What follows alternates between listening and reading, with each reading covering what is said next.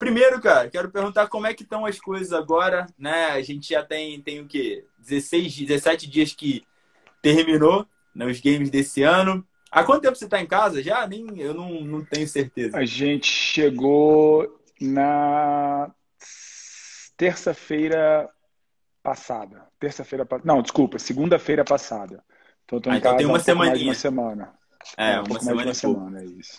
Isso. E como é que estão as coisas? Como é que tá a readaptação? Como é que tá? Passou aquele êxtase, né? Vamos colocar assim. Como é que estão as coisas aí agora? Já trabalhando, pensando no futuro, né? Eu acho que não dá para ficar parado. Já cheguei, já tive que, já quando termina a gente já está pensando no que a gente vai fazer para o ano que vem, né? Mas aí chegando em Brasília eu já começo a colocar no computador os meus planos, já começo a planejar o que vai ser feito para o ano que vem, com o objetivo de melhorar ainda É, mais, né? hoje até tem outros assuntos que gostaria de tratar com você também, até desse lado que você e a Diva, né, começaram a oferecer cursos online, né, para passar um pouco da metodologia de vocês, como vocês trabalham. Eu acho isso muito legal, só que em uma outra ocasião a gente conversa sobre isso, porque eu acho que as pessoas, né, os treinadores, eles têm que começar a pensar um pouquinho mais a longo prazo, sabe? Puramente isso, não só em relação à performance, mas em relação à carreira profissional também, né? Que aí é um outro tipo de performance. Porque, por exemplo, até quando, né, eu vou deixar só essa perguntinha aqui, por exemplo, para quem tá aí ouvindo. Até quando você vai dar aula de personal? Até quantos anos você vai dar aula de personal? Né? Até quantos anos você quer dar aula de personal?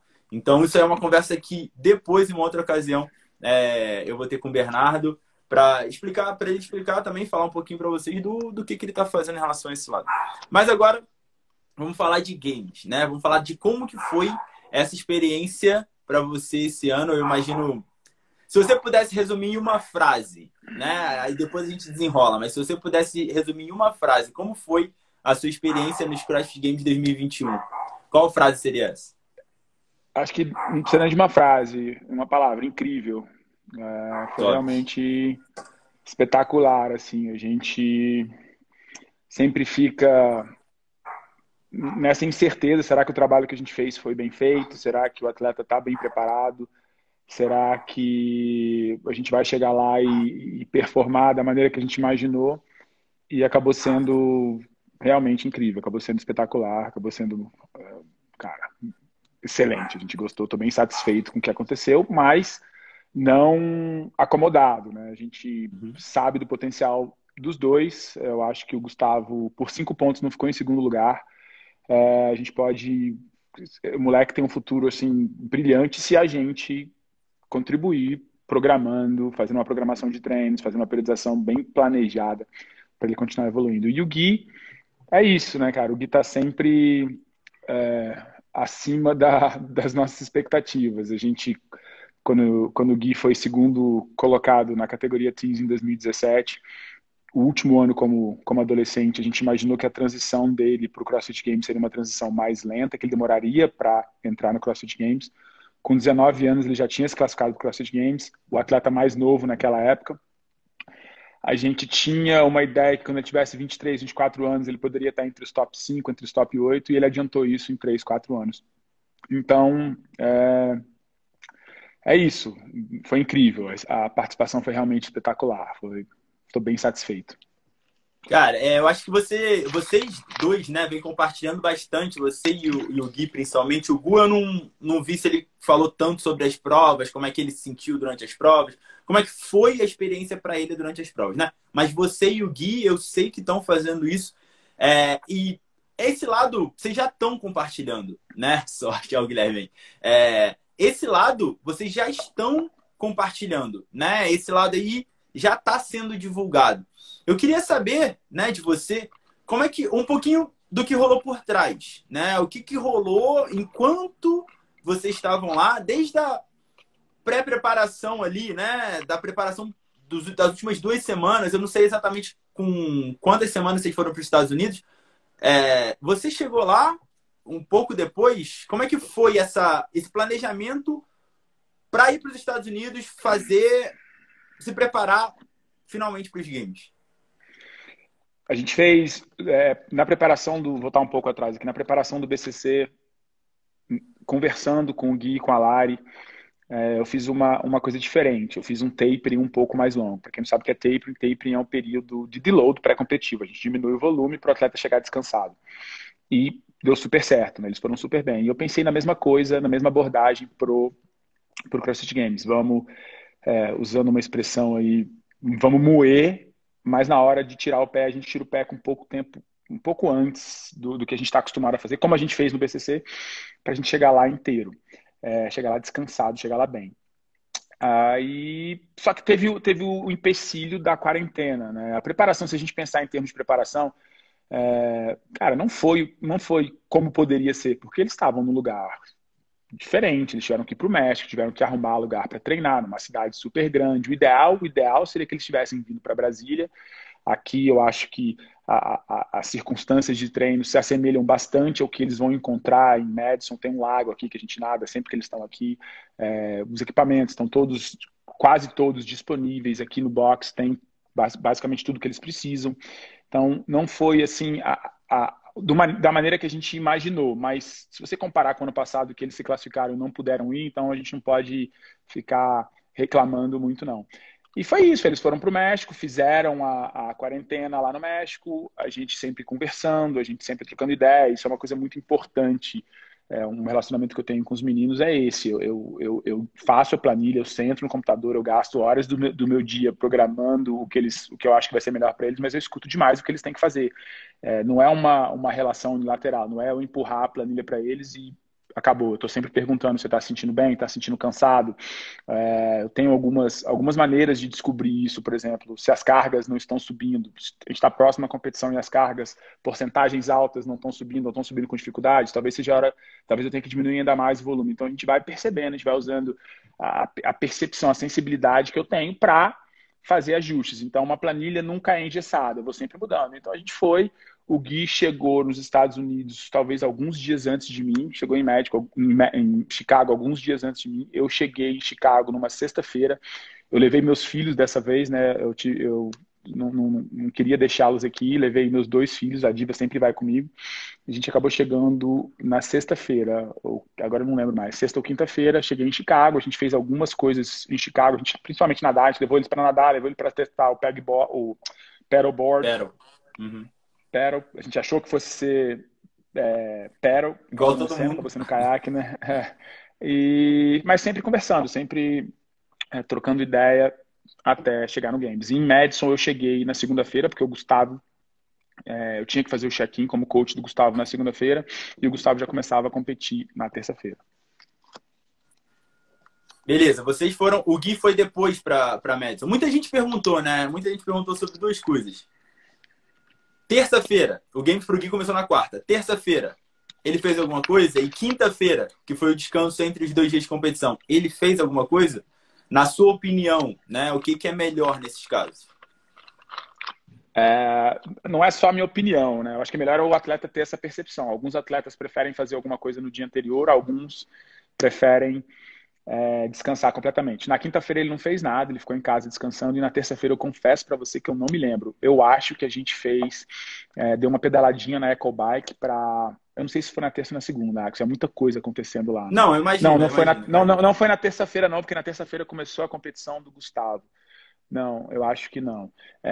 Então isso depende. Eu tenho atletas que gostam de fazer alguma coisa no dia anterior, eu tenho atletas que não gostam. O Gui é um deles. O Gui é um atleta que não gosta de fazer nada no dia anterior. Então, se não me engano, na segunda-feira a gente pedalou na Rogue Eco Bike por alguns momentos lá, só para ele, mais uma vez, ter a capacidade de entender a bike, terça, acho que foi mesmo.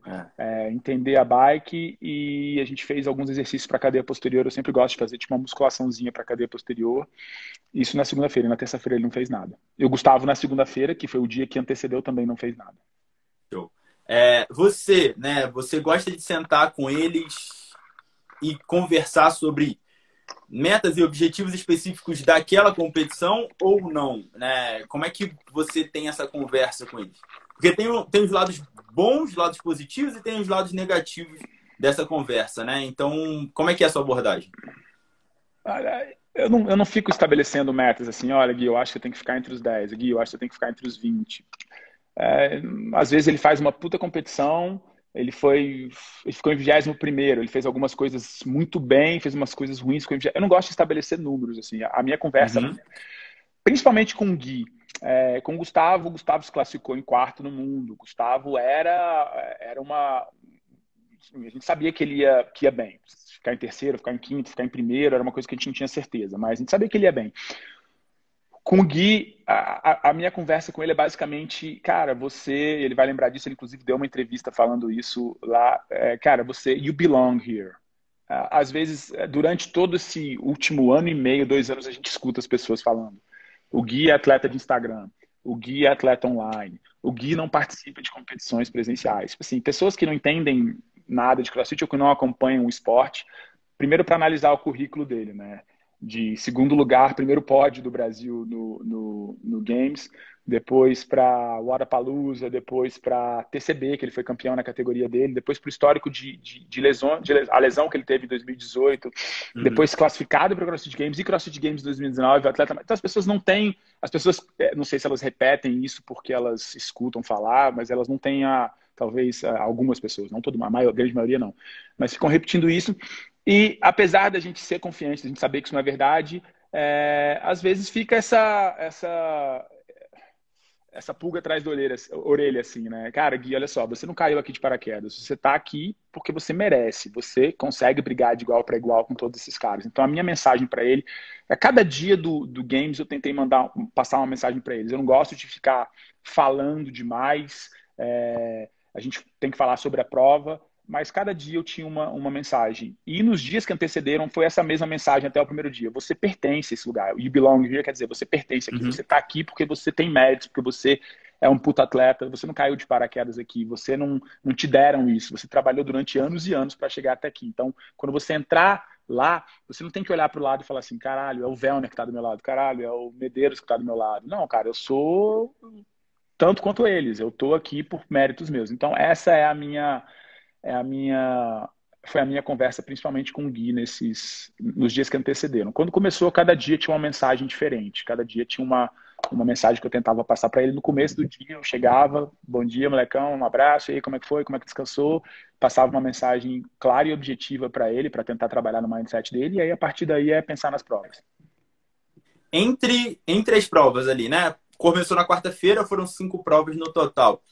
Entre as provas, o Gui teve altos, vamos dizer assim, altos e baixos, né? Ele teve colocações muito boas no dia e colocações, eu não acho nem ruins, porque ruim eu colocaria abaixo de 30, né? Eu diria colocações medianas. Ele teve 22º na primeira, aí depois foi sexto, primeiro, na quarta foi décimo, na, 22º, 26º, eu acho. 26º, na na prova de quarta. thruster com Ah, não, wall isso é. walks, ele ficou... Então foram 4 eventos. Foram 4 eventos. Eu tava falando errado. Foi 26º. Então, como é que você tem alguma conversa com ele? Por exemplo, né, deixa eu te dar um exemplo só para ficar bem claro. O Ben Bergeron, ele já disse isso, né? Já compartilhou com todo mundo no podcast, que a cada prova, né? No final de cada prova, ele senta e conversa com os atletas dele. Por exemplo, tiveram uma colocação que eles não esperavam, uma colocação ruim, entre aspas. Beleza. Tenha o seu luto, 5 minutos. Que merda, porra, fui mal, beleza. Passou, passou. Segue o jogo, pensa na próxima prova, né? Tem algo parecido, algo que você considera importante ter, uma conversa que você considera importante ter entre cada prova, de acordo também aí com o que aconteceu em cada prova? Depende da situação e depende do atleta.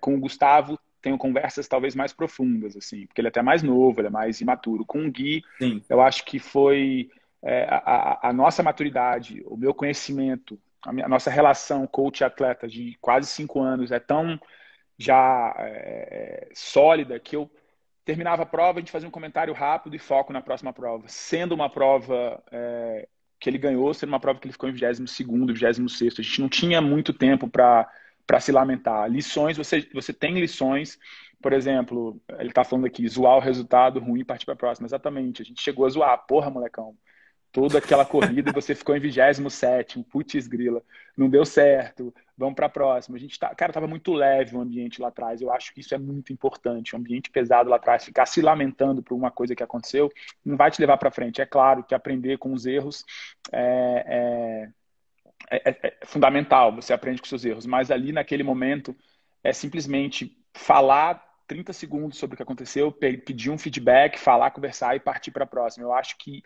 isso foi um dos pontos mais importantes dessa competição. Ganhando, indo muito bem ou indo muito mal numa prova, não muito mal, indo mal numa prova, Uhum. a página era virada com velocidade, com rapidez, e a gente passava a focar na próxima. E em momento nenhum ele ficou se lamentando, em momento nenhum eu fiquei me lamentando, fiquei pensando, porra, eu devia ter mandado você fazer assim. Eu acho que tudo se encaixou muito, muito bem encaixadinho nessa competição. Muita gente, né, agora, juntando um pouquinho esse ponto que a gente falou agora e aquele ponto que você trouxe da galera falar sobre competição online e tudo.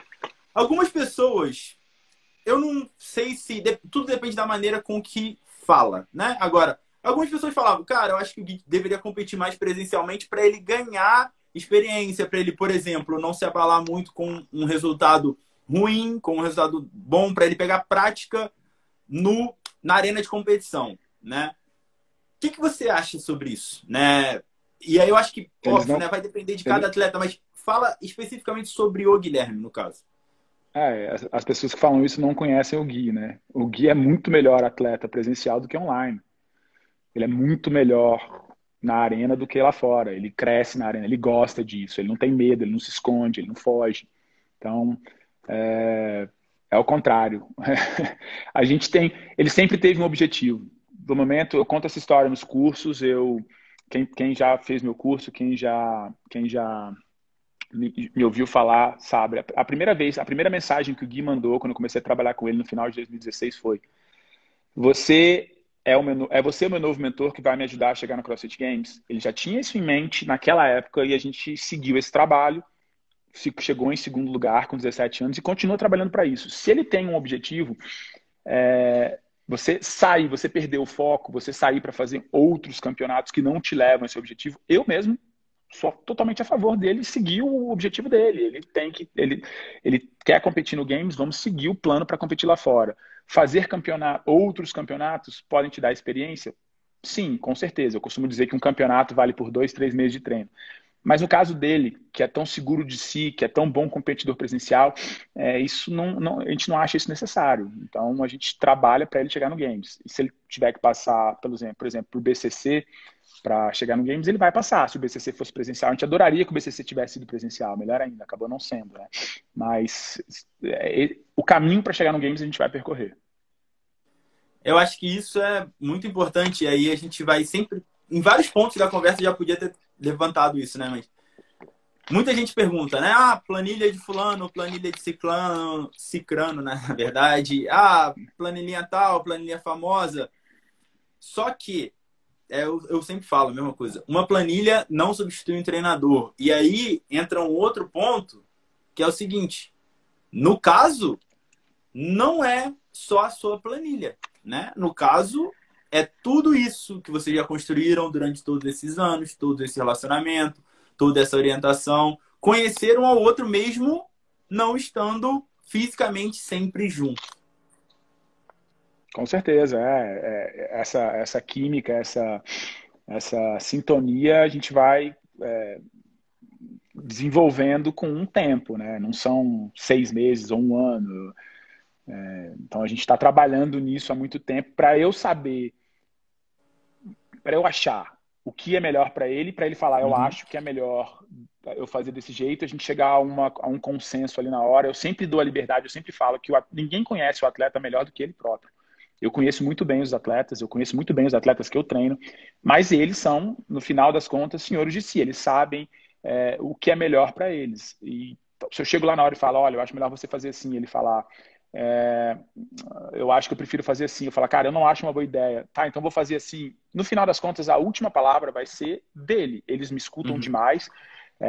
Eles sempre que eu dou um palpite, eles param para ouvir, para analisar, e a gente junto chega a essa conclusão. Não é, de novo, não é uma relação unilateral, não é só enviar uma planilha de treino e sentar e ficar esperando os resultados. Isso é super importante, né? Essa conexão, esse elo que a gente tem. Para você, como treinador, enquanto foi só na quarta-feira, né, que você teve que ficar, imagino, igual um louco, mas como é que foi Caraca, isso? você não tem noção. Cara, você não tem noção. Foi foda, cara. Eu até agradeci que o Gui não competiu na quarta-feira, porque na quinta-feira, porque, Na cara, quarta-feira quinta-feira. foi. Na quinta-feira, porque quarta-feira foi muito. Quinta, sexta, o Gustavo competiu terça, quarta e quinta. Isso. Cara, foi muito difícil. Por exemplo, eu não fui na primeira prova do guia de natação porque era muito longe, não adiantava de eu estar lá, entendeu? Não fui na primeira prova do guia de natação. Mas a partir da segunda prova, o Gui tinha, a segunda prova era a prova de muscle up. Então, eu estava na área de aquecimento com o Gui, discutindo estratégia, aquecendo. Terminou o aquecimento, ele chama o Gui para o North Park, né? Que é perto do campo lá. Mas tinha uma lacuna entre o momento que ele saía e o momento que ele competia. Nesse momento, eu corri para aquecer o Gustavo no lago, que é 1,5 km, deve ser. Saí correndo, literalmente correndo. Aham. Corri, o Gustavo já estava no lago. Aqueci o Gustavo, corri para ver o Gui. E nessa hora, por isso que é importante eu estar lá. Nessa hora foi a hora que eu vi a primeira bateria, eu vi os caras com uma estratégia ruim. E aí eu corri e falei pro Gui, muda a estratégia, faz desse jeito. E ele acabou ficando em sexto nessa prova. A estratégia foi tudo encaixadinho. E aí saí de lá correndo, voltei, corri mais 1,5 km.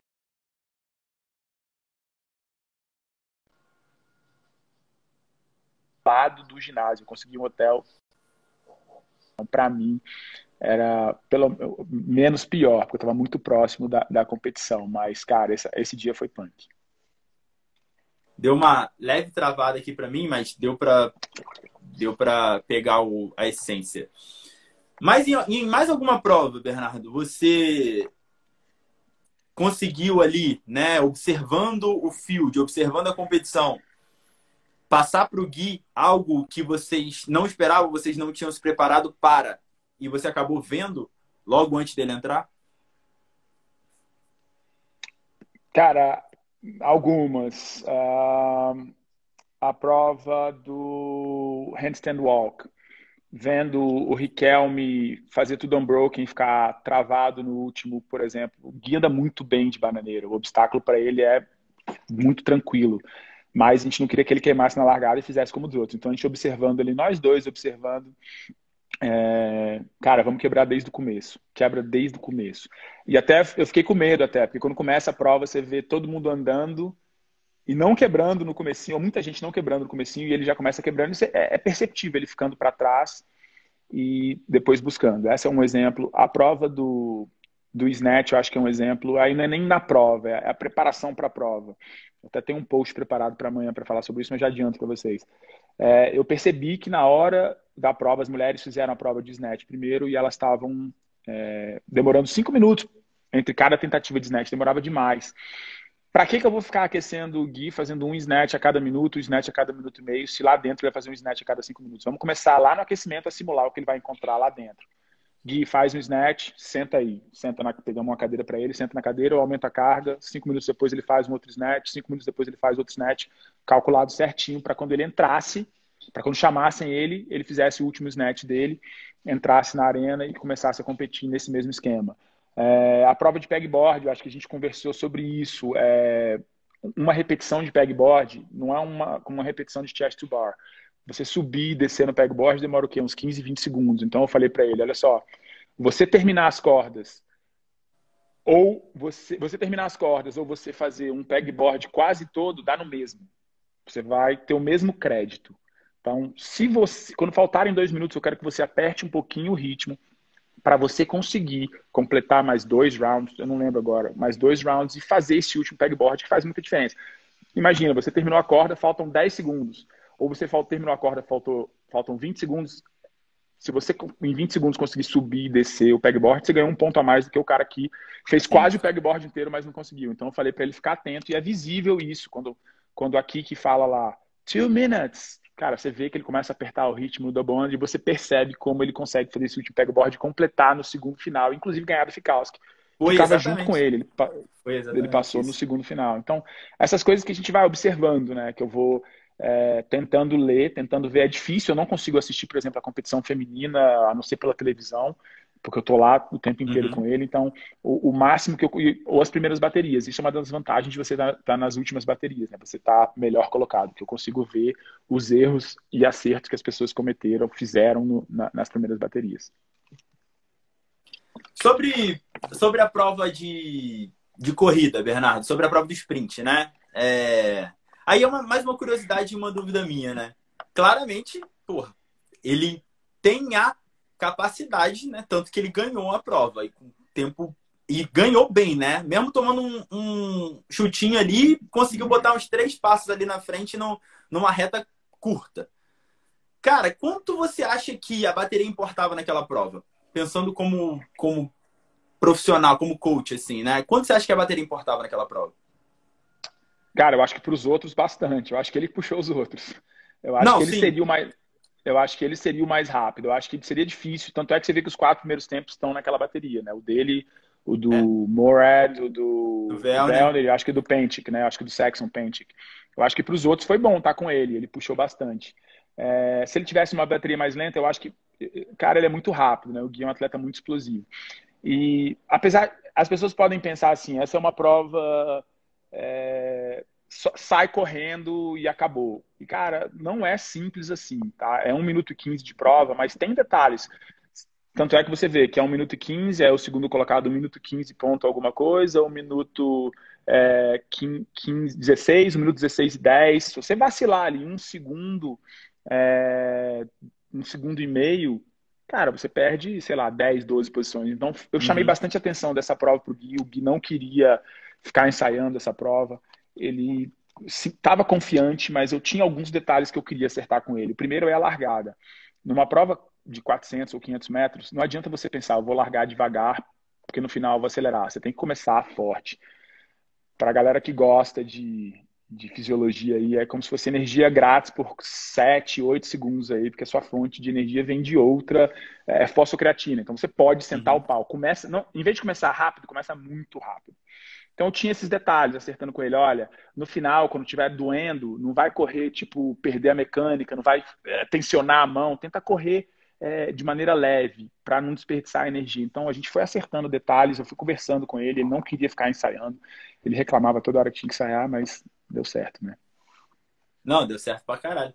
Não, e a pergunta foi de uma maneira geral, né? Porque estar em uma bateria ou outra, de uma maneira geral, ajuda os atletas que, óbvio, né? Tem que ter potencial. Por exemplo, os caras tinham, né? O Morad, a gente sabe que era corredor de soccer, era corredor, jogador de futebol, né? O Vellner, eu não achei que corria tanto assim, na real, né? Não achei que ele ia tão bem. Eu achei que o Sei iria bem nessa prova, mas ele foi muito mal, né? Ficou em último no... Foi o último na bateria, era a bateria do Gui. Então, acho que a prova também trouxe algumas surpresas, né? Acho que a prova também trouxe algumas surpresas de uma maneira geral. Quanto mais curta a prova, isso é uma coisa interessante, né? Quanto mais curta a prova, mais eu acho que mais atento você tem que ser. Uma prova de 1 minuto e 15, você dá um vacilo e fica em 1 minuto, chega em 1 minuto e 16, cara, você perdeu 3 posições, 4 posições. Uma prova de 1 hora e 15, se você perder 30 segundos, talvez não mude nada, talvez você continue na É. mesma posição. Então, eu queria ser bem atento, bem eficiente na abordagem dessa prova. Agora, passando para uma outra coisa. Não é o ano rookie do Gui, né? Ele foi em 2019, mas ele acabou sendo cortado muito rápido, né? Uma pergunta em relação a isso. Você acha que se os cortes fossem parecidos com esse ano, mais equilibrados, né? Mais justos, você acha que ele conseguiria aguentar mais na competição? Sim. Você imagina ele fazendo aquela prova de clean com o Fraser naquele ano, a prova de sprint com o Bar Muscle Up, cara, eu acho que sim, eu acho que seria melhor para ele. Eu até comentei, quando terminou o Games, o Justin Berg, né, que é o braço direito do Dave Castro Sim, na, na organização do CrossFit Games, veio é falar o com a GM. gente. Ele veio falar com a gente, já não tinha mais ninguém na hora de aquecimento, ele veio falar com a gente e eu falei com ele, falei, olha, de todos os games que eu já assisti, eu participei, esse foi o melhor. Porque apesar do corte, todos os atletas, mesmo aqueles que foram cortados, tiveram chance de mostrar suas capacidades. Se você foi cortado depois da nona prova, não sei se o corte foi na nona, não lembro, se foi na nona ou na décima, depois Foi da na nona ou da nona. décima prova. Se Foi você foi primeiro da cortado nona para depois a décima. e depois da décima para a décima primeira, né? Se Isso, você foi isso. cortado depois da nona prova, é porque realmente você não tá entre os 30, você não merecia estar entre os Sim. 30, mas, cara, teve prova longa, prova de mais de uma hora, prova de natação, teve prova de 7 minutos, só prova de muscle up, teve prova de handstand walk, teve prova de clean, então o atleta teve capacidade de mostrar toda a sua capacidade de trabalho ali, seja em provas longas, em provas curtas. Se ele foi cortado é porque realmente ele não devia estar entre os 20 ou entre os 30. Ele foi testado em várias modalidades e várias valências diferentes, né? Diferentemente de 2019. E 2019 eu tava olhando, né, o leaderboard. O Gui, na real, só saiu naquele corte porque ele caiu, né, no handstand walk. Só por causa disso. Se ele não tivesse caído naquele handstand walk, ele no final, ele tinha sobrevivido. Isso que é foda, porque, porra, aconteceu, né? Não é que ele não era bom no negócio. Acontece, né? Por exemplo, hoje, Sim, sim, nesse ano, poderia ter acontecido algo, mas ele teria tempo para recuperar aquele resultado. Aí veio a outra prova, exatamente. era uma prova de corrida longa, que aí não é algo que ele consegue se destacar para recuperar, e aí acabou sendo cortado. Eu tava dando uma olhada nos games de 2019. Uma coisa interessante dos cortes é que você também muda a pontuação, né? Então, Sim. por exemplo, você tá lá entre os 20, alguém fica em primeiro, você fica em 18º, cara, você tomou ponto pra caramba. Então, vamos supor, você tá liderando, você tá lá na frente, e você vai muito mal numa prova depois quando tem só 20. Você consegue dar uma buscada boa, né? Se você ficou, ou você perde bastante, desculpa. Então, você É. ficar em primeiro e ficar em 15º para a fase final ali dos 20 atletas pode fazer uma diferença boa, interessante na pontuação. O campeonato.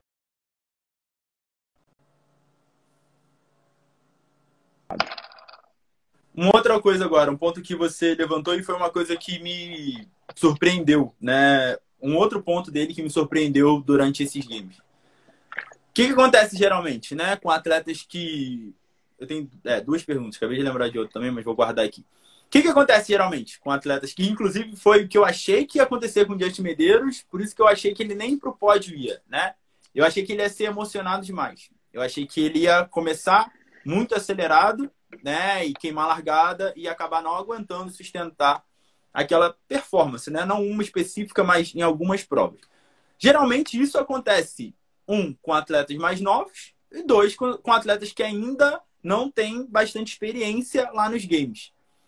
O Gui foi justamente o contrário, né? Ele se destacou começando devagar, entre aspas, em algumas provas e ultrapassando vários e vários e vários atletas experientíssimos no decorrer para o final da prova. Por exemplo, né, lembrando de cabeça aqui rápido, prova 2, né? A prova 2 ele fez isso, na prova do handstand walk ele fez isso, na última prova ele fez isso, né? Então deve ter alguma outra prova, agora tá me fugindo a cabeça, mas A do, só a do pegboard, ele também passou a galera depois. Sim. então, quatro ocasiões aí. Se a gente pegar para olhar aqui, parar para olhar, vão ter outras, né?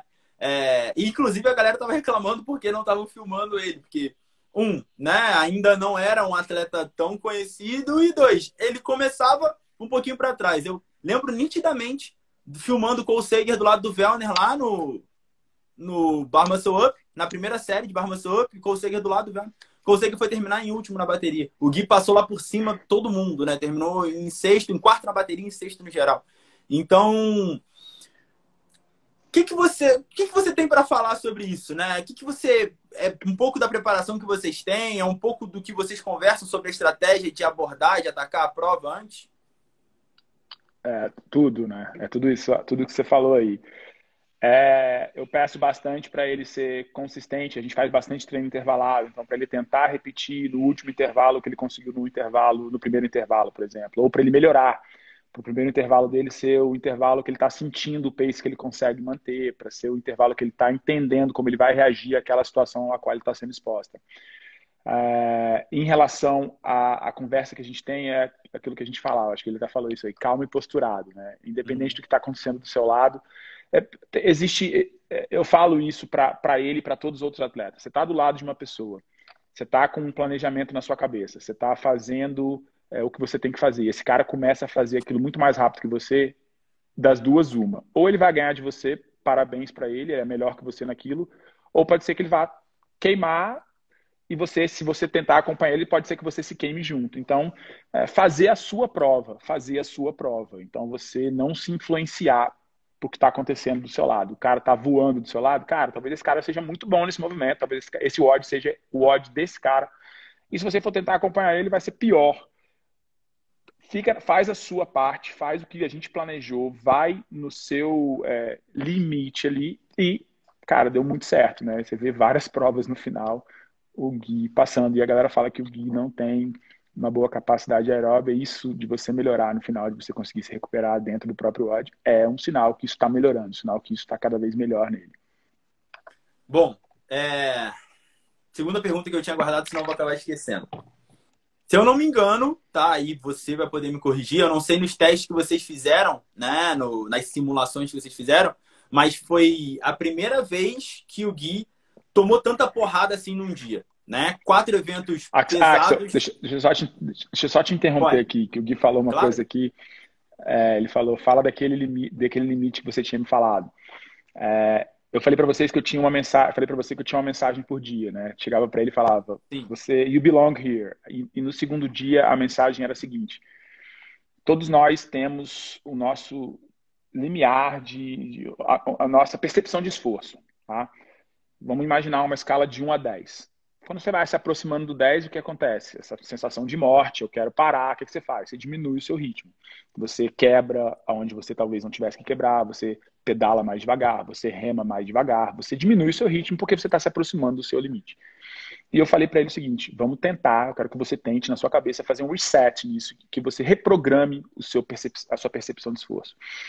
O que era 10 para você, eu quero que você empurre para 11. Então, quando você estiver chegando no 10, você ainda tem um botãozinho para subir, ainda tem um número para subir. Então, quando você estiver sofrendo, quando você estiver sentindo, é muito difícil um atleta se exercitar e cair desmaiado porque ele fez um esforço absurdo. Acontece, a Cara Webb já fez isso, a gente já tem aquela mulher das Olimpíadas, aquela suíça que chegou toda torta, mas é difícil. Normalmente a nossa mente manda a gente parar antes do nosso corpo realmente ter que parar. E essa foi a ideia, a mensagem que eu passei para ele no segundo dia. Faz essa reprogramação na sua cabeça. Quando tiver ruim, imagina que esse ruim não é tão ruim. Quando tiver péssimo, imagina que esse não é péssimo, é ruim. Se é ruim, você consegue piorar um pouquinho, ou seja, você consegue acelerar um pouco mais, você consegue fazer um pouco mais unbroken, você consegue tolerar um pouco mais da dor. E essa foi a mensagem que eu passei para ele no segundo dia. Então você perguntou aí como que ele começa o odd e termina o odd melhor. Essa foi a mensagem que eu passei para ele no segundo dia. Cara, pensa nisso, tenta resetar e fazer um ajuste na sua capacidade de sofrer, entre aspas, aí, na sua percepção de esforço. É entrar naquele dark place, né? E aguentar ficar lá. É quem aguenta ficar mais tempo lá naquele dark place, né? Que sempre falaram lá no começo do CrossFit. Mas aí é o seguinte, né, cara? Todos nós temos um dark place. Eu fiz um treino hoje que eu tava no meu dark place, ele tava horrível. Mas será que tava horrível mesmo? Será que eu não poderia ter feito um pouquinho mais rápido? E eu acho que todos nós, ou a maioria de nós, a gente pode apertar um pouquinho. Quantas vezes você termina um odd do Open e fala, porra, poderia ter feito um pouquinho melhor, não precisava ter quebrado ali. Então, esse reset aí do mindset dele em relação à percepção de esforço, em relação a isso, foi uma coisa que eu falei com ele que funcionou. Deu certo, né? Aparentemente deu certo. Funcionou. Muito foda, muito foda, muito foda. Ó, o Renato aí. Boa, é isso aí, top. Então, a pergunta era, eu não sei nas simulações de vocês, aí você vai poder esclarecer, mas não foram em muitas ocasiões, pelo menos, que o Gui tomou tanta porrada em um dia, né? Quanto quarta e sexta, né? Que foram 4 eventos pesados e 5 eventos pesados. Como é que foi a estratégia de recuperação em relação a isso, né? Tanto durante o dia quanto de um dia para o outro, o que vocês trabalharam? Cara, a gente treinou assim. A gente treina para nada que ele encontrar numa competição for Olha lá, exatamente, você falou, não está em Brasília. Eu ia falar Não, isso tem que ir aqui. para Eu Brasília, ia então. Tem falar, que ir para eu Brasília, ia então, falar, ele tem que para acompanhar passar os uns dias dias de aí. treinamento aqui. É. Cara, a gente treinou muito assim, muita porrada. A gente tinha uma brincadeira que eu falava, hoje é, quem me conhece sabe que eu não sou a favor de fazer treinos em alta intensidade todos os dias, mas quando a gente faz alta intensidade, quando a gente aperta o botão da alta intensidade, eu até falava isso pra ele, galera, hoje, pra ele, pra Lari, pro Gu, Uhum. apertamos o botão da alta intensidade, a gente vai fazer treinos, vários treinos hoje, várias porradas hoje, pra quando você chegar numa competição, nada ser diferente. Obviamente, a competição, o ambiente é diferente, mas o volume não ser uma coisa assim assustadora. Caralho, nunca fiz 4 odds num dia. Porra, eles treinaram muito para isso. Eles passaram por isso diversas vezes aqui em Brasília. Então, cara, não tinha nada assim de novo. Quando você está numa competição, tem algumas coisas que são diferentes, é claro. Por exemplo, é difícil você se alimentar bem numa competição, você está mais ansioso. Então a gente tentava empurrar a comida, fica o tempo inteiro no pé dele. Come um pouquinho agora, come um pouco agora, bota isso para dentro.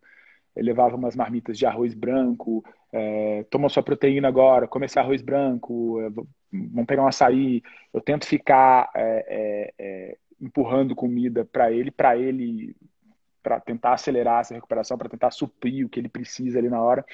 E depois das provas, à noite, a minha esposa falava, ele não pode comer nada, minha esposa, porque não sabe, come super Uhum. saudável, cara, tem uma alimentação assim limpa, e ela falava, ou hambúrguer ou pizza hoje à noite, e sorvete. Você pode comer tudo que você precisar, você precisa de calorias, você precisa repor tudo que você gastou. Então, essa era, era a mentalidade lá na hora, no dia, nas noites, né, de recuperação para o dia seguinte. E é difícil você pedir que um atleta durma bem, tendo uma prova no dia seguinte, saindo uma prova 7 da noite, na adrenalina, Uhum. cara, acabou de ganhar a prova de snatch, por exemplo, chegar em casa, fechar o olho e dormir, cara, isso é uma ilusão, isso não acontece. Então, ali nos dias que antecedem, você, nos dias que você está competindo, você acaba Sim. descansando, comendo menos, descansando um pouco menos, mas você está preparado para isso. A motivação ali do ambiente acaba compensando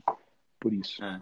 Eu não sei se o Gui postou, né? Não tenho certeza se o Gui postou, mas ele podia postar o gasto energético dele cada dia de Calórico. competição. Não sei se pegou lá no Polar, não sei se marcou, mas deve ter sido algo absurdo. Imagina, um moleque 21 anos, com a massa magra que ele tem, o tamanho que ele tá, fazendo tudo que ele fez. Imagina o gasto que esse moleque teve em cada dia de competição. Deve ter sido algo absurdo, algo absurdo. Sim, sim, com Muda, certeza. E não essa é uma calculou. preocupação. Não calculou. Tá, beleza. Mudando um pouco a chave, levando um pouquinho pro Gu. Esse foi o primeiro ano do Gu no 14 e 15, né? Na verdade, ano passado foi o primeiro ano, né? Foi o primeiro Então ano, ele só que não vai, ano teve, que vem não já é, teve ano, games. ano que vem é 16, Já 17. 16, 17. Tá. Então, isso, melhor ainda. O que que você. A gente sabe que não é fácil, né? Um atleta de 16 anos competir contra um atleta de 17 anos, né? Por mais que seja só um ano, esse ano, um ano faz diferença. O que que vocês estão planejando, né? O que que vocês vão focar? O que que você acha que ele precisa trabalhar mais daqui até o ano que vem para ter mais uma ótima performance como teve esse ano? Se você olhar, analisar de 6 provas, o Gustavo ganhou. Foram 6 provas, se não me engano. Ele ganhou duas, ele ficou Foram duas em sete, segundo. sete provas, 7 provas. 7 provas. Ele ganhou duas, Isso. ficou duas em segundo. Uma ele ficou em sexto, que foi a prova de corrida, mais duas ele foi muito mal. A prova de natação, que era pouca natação, cara. Você corria na água por mais tempo que você nadava. E a prova que tinha bike erg e sandbag. Bom, ele vai nadar pra caramba, já começou a nadar. E é aquilo que às vezes as pessoas perguntam, mas qual a diferença dos atletas lá de fora para os atletas do Brasil? Cara, a gente pode enumerar assim, o Gui vai falar que não existe nenhuma diferença, e eu concordo, que somos todos seres humanos, somos todos de carne e osso, mas uma vantagem que eu acho que a galera lá de fora tem é que eles têm acesso aos equipamentos assim que eles saem. Então, o Gustavo Pusch fez bike erg 10 vezes na vida, se fez. Então, chega lá, tem uma prova que tem bike erg, é uma coisa relativamente nova para ele. Não é uma não é uma coisa que ele está confortável, que a gente entende exatamente qual o pace que ele tem que fazer, porque é uma coisa que ele fez pouquíssimas vezes na vida. Então, tentar expô-lo ao máximo possível a, por exemplo, bike erg, que foi uma prova que ele foi mal. A gente já começou, ele teve quase 2 semanas de férias, né, de tempo sem treinar, já começou a treinar. Eu entendo que o que a gente tem... Não entendo, não. Sim, claro que eu entendo, mas eu faço isso sempre com todos os atletas. A gente começa muito suave a planilha, a gente começa a planilha com cargas baixas, a gente começa sem necessidade de dar uma porrada. Ele não vai competir daqui a um mês. Eu acho que essa fase de base é super importante para ele chegar bem lá na frente. E, cara, o plano é esse. O plano é ele chegar melhor ainda, melhorando nessas fraquezas e talvez mais sagaz, assim, mais esperto, que ele vai ter um ano nas costas de experiência. Isso a gente pode falar para todos os atletas, não só ele, mas o menino que ficou em segundo, o menino que foi em primeiro, o menino que foi em quarto, todo mundo ganha experiência na competição, mas é uma preocupação que eu tenho com ele também, ele ficar bem sagaz. Ele é muito bom competidor também, mas quanto mais experiência, melhor. Eu tenho outra pergunta sobre o Gustavo, mas uma pergunta que surgiu aqui, que é uma pergunta que eu quero fazer porque eu considerei isso, né, na minha análise. Em relação a duas provas que o Gui não foi. Uma ele foi mediano, né? Ele ficou em 20º alguma coisa, né? Que foi a do Rope Climb com esqui e sandbag carry. E a outra, ele foi razoável, só que é aquilo, né? Só tinham 20 atletas. Então, 17º, que foi a colocação que ele pegou, 16º, 17º, 16º.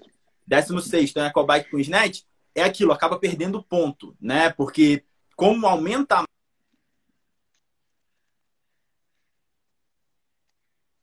entre uma colocação e outra, um 16º naquela altura da competição machuca mais do que anteriormente, né? Nesses dois eventos, em um teve o ski erg, na outra teve a ecobike. O esqui, eu acho que você tem aí, ele tem na Cavaleiros, né? Ele já tem uma experiência maior. A ecobike, não, né? A ecobike, eu acho que a primeira vez que ele deve ter sentado foi lá agora, nos Estados Unidos, quando vocês foram. Então, no nesses México, dois na quarentena eventos, do México. Isso, na quarentena do México. Nesses dois eventos, esse resultado, você acha que foi prejudicado por causa desses elementos específicos ou não necessariamente em um ou em outro? Fala um pouquinho sobre esses dois. Bom, se ele tivesse mais experiência na Ecobike, se a gente tivesse trabalhado com a Ecobike por um ano, eu acho que ele teria ganho essa prova? Não, talvez não. Ficado em segundo, terceiro, não. Mas passar de um 16º para um 10º, acho que é completamente viável, ainda mais se você olha a diferença de tempo dele para o cara que ficou em 10º. Sim, Acho que isso é 10º. completamente viável. Você não fica bom em uma coisa fazendo essa coisa esporadicamente. Você quer ficar bom em muscle up, você não vai fazer 10 muscle ups por semana. Você vai fazer 100 muscle ups por semana. Você quer ficar bom na Ecobike, você não vai pedalar na Assault. Você vai ficar pedalar na Eco. Elas são similares, mas não são iguais. Fudeu, Bernardo. Agora vai ter nego fazendo 100 muscle por semana te marcando aí. Nossa, se prepara. Mas esse é o princípio, né? Para você ganhar eficiência naquele movimento, né? Você tem que fazer volume. Ninguém fica bom em nada fazendo aquilo poucas vezes. Então, com certeza, eu acho que a falta de exposição à Eco-Bike fez uma diferença. Agora, isso é uma situação que a gente vive aqui no Brasil. Não tem Ecobike no Brasil. Eu procurei até para saber se alguém tinha e ninguém tinha Ecobike no Brasil. Em relação ao esqui, eu tenho esqui aqui, lá na Cavaleiros tem esqui, mas aí vai em relação à preparação para o BCC. Para nós, a preparação para o BCC, se o BCC tivesse sido presencial, teria sido muito mais encaixada com a preparação para o Games. Lembra que eu te mandei mensagem? E aí, Axel, vai ter presencial ou não? Porque eu quero saber se os meninos continuam nadando. Vai ter presencial ou não? Porque eu tenho que tirar a natação da planilha. Se a partir do momento que a competição vira uma competição online, eu tenho que focar na preparação para aquela competição. E a gente sabe que na competição online não vai ter natação, não vai ter corrida, não vai ter esqui. E aí essas coisas acabam saindo da planilha. Porque a primeira coisa que a gente tem que fazer é classificar para o CrossFit Games. Não adianta eu deixar o Gui nadando 6 km por semana e ele não se classificar para o Games, porra. Então ele tem que fazer thrust, ele tem que fazer chest to bar, ele tem que remar, ele tem que andar de bananeira, ele tem que fazer strict HSPU, ele tem que fazer tudo que vai ter no BCC online. Então, nesse momento, a periodização pro BCC, sendo online, ela acaba desvirtuando um pouquinho do que seria se fosse presencial. Então, a gente para de expô-lo a esses equipamentos, como no esqui, como a bike. A bike eco não, mas como esqui, como, por exemplo, natação, como, por exemplo, corrida. Então, acho que pode ter sim, tem sim uma influência. Dizer que se ele tivesse corrido durante a preparação para o BCC, ele chegaria lá e ganharia a prova de corrida, ficaria em quinto, sexto? Não, ainda não. Mas talvez em vez de 26º tivesse ficado em 20º, em 18º. Sim, isso eu acho que é factível, é viável. Show. Já caminhando para o final, também não quero tomar muito seu tempo, já está chegando a 1 hora. Voltando um pouquinho para o Gustavo, né? Eu não sei se você chegou a ver isso, mas o Bergeron começou um projeto novo lá na New England, que é a CompTrain Academy, né? E aí tem o time da Elite, né? Que são 4 atletas, 5 atletas, no máximo 6, que ele falou que vão ser. Tem o time, aspas, B, né? Que é o time de atletas que está galgando para chegar nos games, né? O time A, o time da Elite, né? É o time de atletas que são dos games. O time B, de atletas que estão galgando para chegar nos games. Aí ele vai ter um outro time que é meio que C, assim, que são atletas de 19, 20, 21 anos que querem um dia chegar nos games. E aí tem as crianças, né? Tem os teens, né? Adolescentes e crianças. Ele falou que no projeto esses adolescentes não vão nem competir CrossFit. Por quê? Porque ele está pensando a longo prazo, vamos colocar assim. Então, ele está preparando uma base sólida para, eventualmente, preparar esses atletas para a elite quando eles tiverem 21, 22, 23 anos. Na hora que você está pensando na preparação do Gustavo, tem algo que você pensa em relação a isso? Tem algo que você considera em relação a isso? Tem alguma diferença, por exemplo, na preparação do Gustavo por ele ser team e na preparação do Gui e da Lari por eles já estarem na elite? Fora, né, o normal, né? Fora a diferença ali fisiológica, etc. A gente tem que ter uma preocupação com meninos. Eu já tenho experiência trabalhando com a molecada, o Gui com 17 anos, a Luísa com Sim. 16, o Gustavo desde os 13. A preocupação maior que eu tenho em relação ao corpo, em relação ao físico deles, é desenvolver um corpo equilibrado. O Gui teve uma lesão nas costas, da galera que não sabe, ele teve uma lesão nas costas, porque o Gui se tornou muito explosivo, muito forte, e o core dele não acompanhou, ele acabou tendo essa lesão. Então eu tenho essa preocupação com o Gustavo. Cara, vamos fazer um fortalecimento de core absurdo, porque o moleque tá no mesmo caminho, ele tá ficando muito forte. Não sei se ele vai chegar a ser tão forte quanto o Gui, mas ele já acabou de bater o recorde da prova de snatch na competição. Então eu tenho essa preocupação. Em relação a coisas que acontecem fora do box, por exemplo, ele me perguntou, ele me pediu às vésperas do game, posso jogar sandbag não, beach tênis com meu amigo? Eu falei, cara, eu não jogaria. Eu acho que você é um menino, você tem que fazer coisa de adolescente, mas essa não é a hora. Agora não. Terminou o games, o que ele fez? Ele foi jogar. Então eu sei que ele tem que fazer coisa de meninos, eu sei que ele tem que ter viver uma vida o mais normal possível, mesmo estando longe de uma normal porque a gente considera normal. Quando eu tinha 15 anos, Sim. comparado com que ele treina 2 vezes por dia, porra, a vida dele é essa. Mas em relação a não competir, em relação a não participar de competições, cara, eu não sei se eu concordo com isso não, até porque a gente tem exemplo aí, 2 dos atletas que ficaram entre os 10 primeiros vêm da categoria Team, né? O Gui e o Justin Medeiros participou do Games também como Team, não participou, se não me engano? O Bernardo, ele não chegou a participar, mas foi por detalhe. Foi por detalhe, Ele assim. quase se classificou, mas ele já, ou É, seja, ele já tentava participar. Então, sim, eu sim. acho que a experiência, que o lastro que você ganha competindo é super importante. A gente tem que ter uma preocupação para esses meninos não, para você não falando na linguagem aí de treino, para você não quebrar esse menino, para você não destruir esse menino com 17 anos. E a gente vê casos assim, meninos que foram super bem na categoria Team e depois desapareceram. O Nick Paladino é um exemplo. Cadê o Nick Paladino? O Nick Paladino tinha um problema nas costas com 18 anos. Talvez É. não sei, um excesso de porrada, um excesso de treinamento e alta intensidade. Então, essa preocupação de longevidade no esporte eu tenho com todos os meus atletas.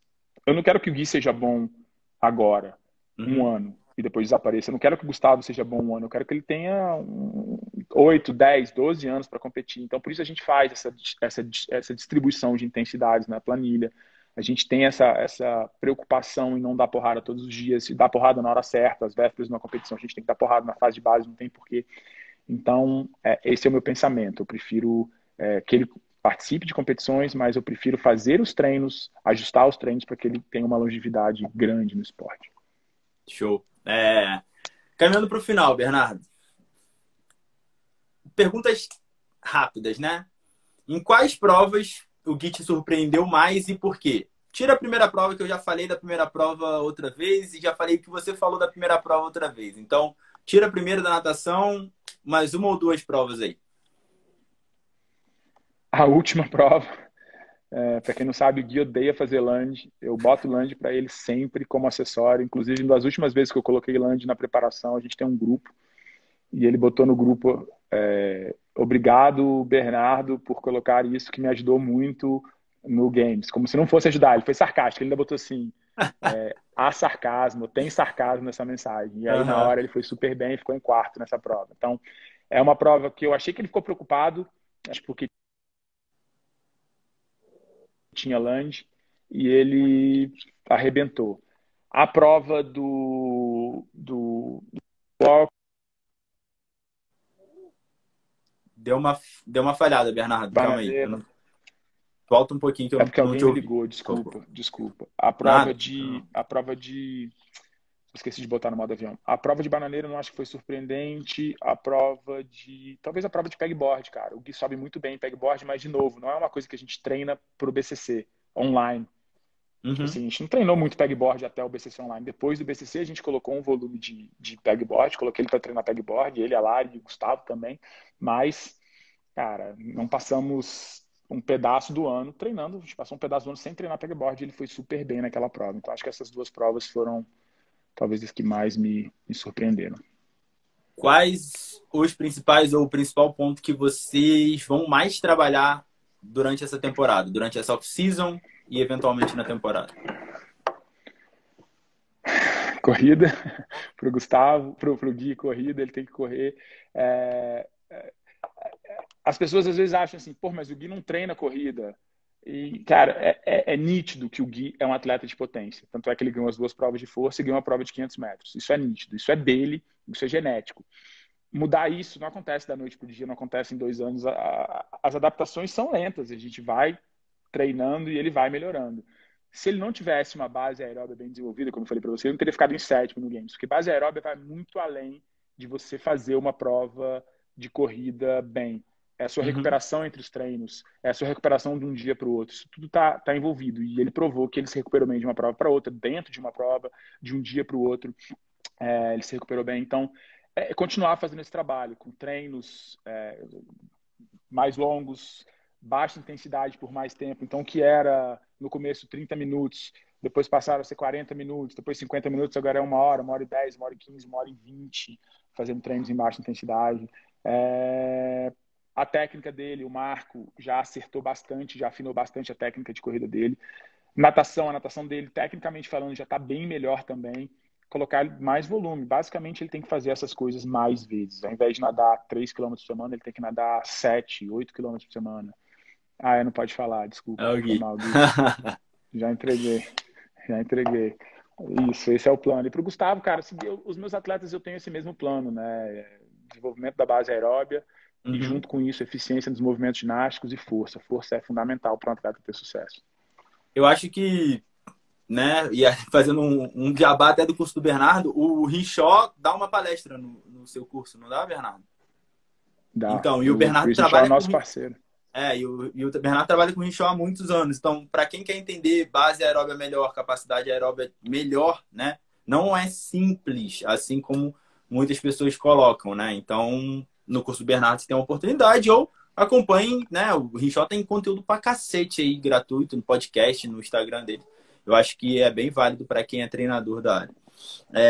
E acho que para fechar, né? Para fechar, Bernardo, um recado que você daria para um atleta que eventualmente quer chegar nos games? Você, como treinador, daria para um atleta que eventualmente quer chegar nos games? Quando você olha o seu aonde você quer chegar, muitas vezes você esquece do caminho, né? Você olha lá, você olha o Gui competindo no games, você olha o final lá, o ápice da vida dele, e você esquece o caminho que você tem que percorrer. São diversos degraus, é bastante trabalho, é bastante dedicação, é abrir mão de várias coisas, é não deixar coisas te tirarem do seu caminho e ter essa percepção. Então, você não olhar o final e falar, ah, eu vejo o Gui lá no Games, eu também quero ir pro Games, eu vou comprar uma planilha, seja de quem quer que seja, e vou pro Games. E você está fazendo o primeiro passo, que é ter um treino, e está olhando a última coisa que está no Games, esquecer o caminho longo que é. Então, você entender que é difícil, cada vez é mais competitivo, é mais difícil se classificar pro Games. Para você entrar no Games e você ficar em último, você já tem que ser bom pra cacete. Certo? Isso Muito já bom, não é qualquer um muito que entra bom. no games. Para você Uhum. é muito bom. Então,